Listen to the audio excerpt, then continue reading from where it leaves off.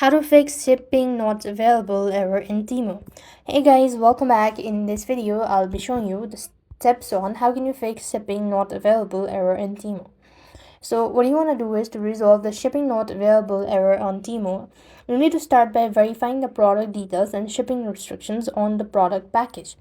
So basically, some items are not available to ship in certain reason. So you have to understand that as well. You might want to change your location, and maybe you could do that in order to fix. So for example, just open up the product page, and here you could go ahead and look for the details of it.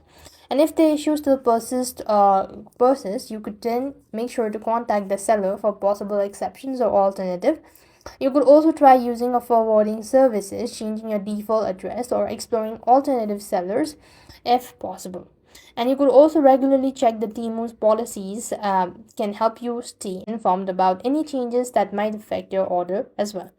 So basically, you want to make sure to go through the product detail page before you actually purchase the item, and only then you could move on with the product. So that's all for this video. I hope the video was helpful. Make sure to like, share, and subscribe. Thank you for watching. See you in the next video.